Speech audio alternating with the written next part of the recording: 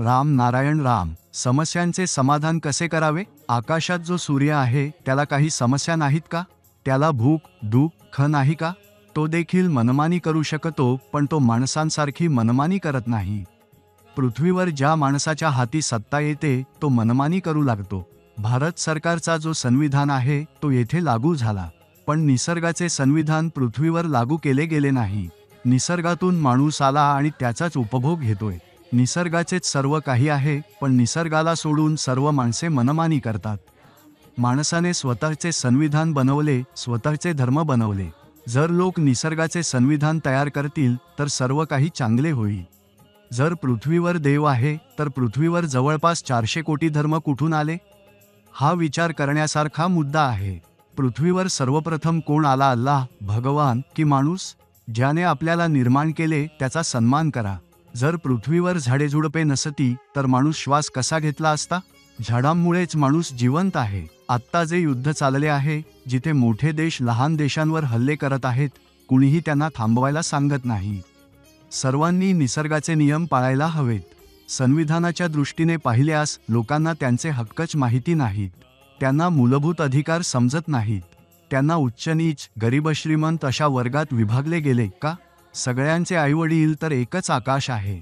सर्व राजकीय पक्ष धर्माच्या नावावर लोकांना लुटतात, घाबरवतात. राजकीय पक्ष आणि धर्म यांनी लोकांचे गळे पकडले आहेत.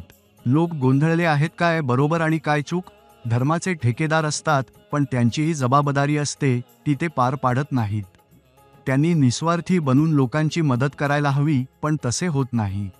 वैयक्तिक मालकीला प्रोत्साहन देणे हा धर्म नाही.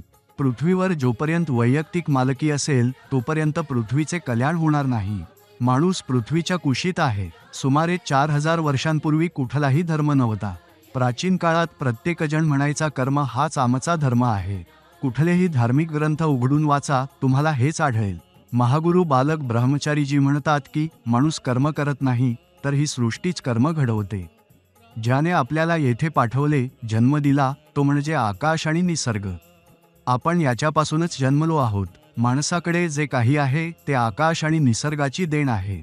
आकाश, पृथ्वी, जल, वायू आणि ऊर्जा हे पंचमहाभूतच सर्व काही आहेत. जर हे नसेल तर आपण श्वास कसा घेणार? जिवंत कसे राहणार? म्हणूनच कर्म हे यांच्याद्वारे घडते. माणूस फक्त विचार करतो आणि तत्वांवर चालतो. ही संपूर्ण पृथ्वी सर्वांसाठी समान आहे, पण माणसानेच वेगवेगळे धर्म निर्माण करून जातीवाद जन्माला घातला. लोकांच्या मनात भेदभाव निर्माण केला. आपण सर्व एकाच पृथ्वीवरील जीव आहोत, एकाच भूमीवर राहतो. मग समाजाने धर्म आणि जातीयतेच्या नावावर पृथ्वीचे तुकडे का केले? जर असेच चालू राहिले तर संपूर्ण जगाला एकमेकांचे शत्रू बनायला वेळ लागणार नाही. आपल्याला शत्रुत्व नव्हे तर प्रेमाचा संदेश द्यायचा आहे. हृदयात द्वेष नव्हे तर प्रेमाचे बीज पेरायचे आहे. राम नारायण राम या नावाशी तुम्ही जोडला गेलात तर संपूर्ण ब्रह्मांडाचे स्मरण तुम्ही करू शकता. या बीजमंत्रात संपूर्ण ब्रह्मांड सामावले आहे. म्हणूनच या मंत्राचा जप करत राहा.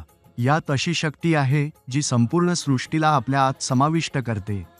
न जाणो किती लोक या नावाशी जोडले गेले आणि त्यांचे जीवन बदलले.